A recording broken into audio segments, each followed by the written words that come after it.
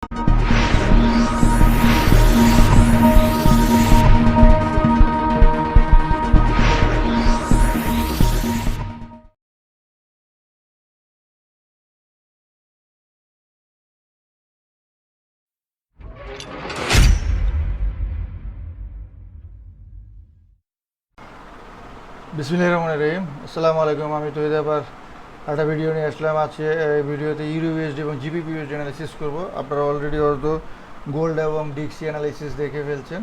তো এই ভিডিওতে ইউরোইউএসডি এবং জিবিপি অ্যানালাইসিস, স্মার্ট মানি আমি যেটা বেস্ট করে অ্যানালাইসিস করি, স্মার্ট মানি সাপ্লাই ডিমান্ড ওয়াইকপ অ্যাডভান্স বাই সেল প্যাটার্ন, সেটা উইকলি টপ ডাউন অ্যানালাইসিস করব ইনশাল্লাহ।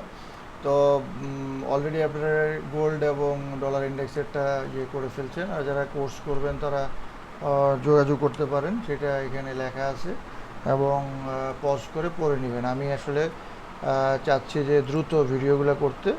তো মানতে যদি আপনারা তাকান দেখেন, এখানে কিন্তু খুবই একটা সিগনিফিক্যান্ট একটা লেভেল মানে এসএসআর। ঠিক আছে, এসএসআর কি সেটা আপনাদেরকে জানতে হবে, বুঝতে হবে।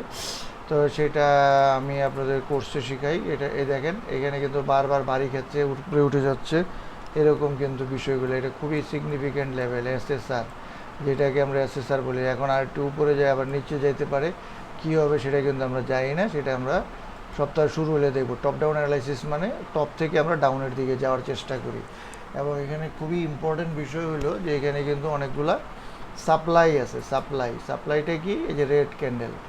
তো এখন এখানে কি সপ্তাহ শুরু হলে কি হবে সেটা কিন্তু আমরা দেখব। এমন হইতে পারে যে একটু উপরে যায় আবার নিচে যেতে পারে, আবার এমন হইতে পারে একটু নিচে এই লেভেলটাতে আসতে পারে। এখানে একটা ডাবল মারু আছে, হ্যাঁ, যেটাকে বলা হয় ডিএম বাইস্ট্রা, এটাকে ডাবল মারু বলে। বা আপনার যে বিখ্যাত যে বাইস্ট্রা আছে বা মানসুর সাফারি, তারা এটাকে ডিএম বলে। হ্যাঁ, তো আমরা এটাকে হিডেন বেইজও বলি। হিডেন বেইজ অর্থাৎ এখানে একটা হিডেন ডিমান্ড আছে। তো এখানে যদি আমরা বাই পাই, আমি এইখানে বাই করার চেষ্টা করব, এইখানে বাই করার চেষ্টা করব। এখানে তো বাই করার প্রশ্ন ওঠে না, সেল দিলে আরও উপর থেকে সেল দিব। ঠিক আছে, তাহলে আমি আপনাদেরকে লেভেলগুলো দেখাই দিলাম, এবং এখানে কিন্তু গ্যাপ আছে। হ্যাঁ, দেখছেন, এখানে একটা ভালো গ্যাপ আছে কিন্তু, এবং পুরাটাই একটা বুলিশ। এখন সামনে কি হবে সেটা কিন্তু আমরা দেখব। ইউরোইউএসডি এখন দেখেন, এখানে কিন্তু একটা রেঞ্জিং হচ্ছে। এই রেঞ্জিং থেকে ভেঙে উপরে যেতে পারে, আবার নিচেও আসতে পারে। তো নিচে কোথায় আসবে? এখানে কিন্তু একটা র্যালি এবং বেস এবং র্যালি হয়েছে, সুতরাং এই পর্যন্ত আসতে পারে। তো দেখেন, এই পর্যন্ত যদি আসে আমি বাই করব, আর যদি এইখানে সেল পাই সেল করব, আর যদি এটা স্ট্রং ব্রেকআউট হয় আমি বুঝতে পারি, তখন আমি বাই করব। ঠিক আছে, এটা গেল ইউরোইউএসডি। এখন আমরা চলে যাব জিবিপিউএসডি। জিবিপিউএসডিও কিন্তু সে একই রকম বলতে আপনারা যদি এইখানে খেয়াল করেন, আমি জাস্ট আপনাদেরকে একটু দেখাচ্ছি। এই লেভেলটা কিন্তু খুবই সিগনিফিক্যান্ট একটা লেভেল। দেখেন, এই লেভেলটাতে কিন্তু অনেকবার বাড়ি খেয়েছে, উপরে গেছে, হ্যাঁ, নিচে আসছে।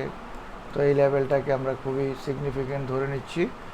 এবং উইকে এখানে কিন্তু একটা বেজ আছে এবং ফল আছে। এগুলো খেয়াল রাখতে হয়, এগুলো খেয়াল না রাখলে হয় না। এখানে কিন্তু ড্রপ আছে, বেজ আছে, ড্রপ আছে। তো এখানে কি হবে সেটা কিন্তু আমরা জানি না। এখানে আমি একটা রিয়াকশান আশা করতেছি। ঠিক আছে, এটা উইকলি। এখন আমরা ডেলিতে যাই। ডেলিতে দেখেন, এখানে কিন্তু একটা চমৎকার বুলিশ, তাই না? কিন্তু এইখানে একটা কারেকশান হয়েছে, আবার উপরে গেছে। তো এখন একটা কারেকশান হইলেও হইতে পারে, আবার যদি ব্রেক করে উপরে যায় তাই আমি বাই করবো। আসলে আমরা জানতে হবে যে আপনি বাই কেন করবেন, সেল কেন করবেন, বাই কোথায় করবেন, সেল কোথায় করবেন, এই বিষয়গুলো জানতে হবে। তো আমি আপনাদেরকে যেটা বলতে চাচ্ছি পরিষ্কার, সেটা আপনারা দেখে নেন। হ্যাঁ, যদি এই লেভেলে আসে আমি বাই করব, কারণ এই লেভেলটাকে ব্রেক করছে, এখন টেস্ট করতে পারে। আর যদি স্ট্রং ব্যাকআউট করে আমি উপরের দিকে বাই করব।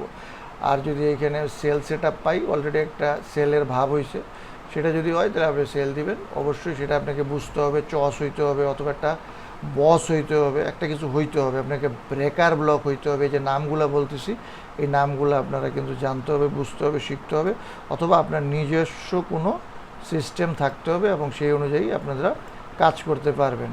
হ্যাঁ, 4 মিনিটে কিন্তু আমরা ইউরো ইউএসডি এবং জিবি ইউএসডি শেষ করে দিলাম অ্যানালাইসিস। এখন আপনারা সেটা মিলিয়ে দেখেন। ঠিক আছে, আজকের মতো আমি বিদায় নিচ্ছি। নেক্সটে আসবো আমি ইউরো জাপান এবং জিবিবি জাপান নিয়ে। আল্লাহ হাফেজ।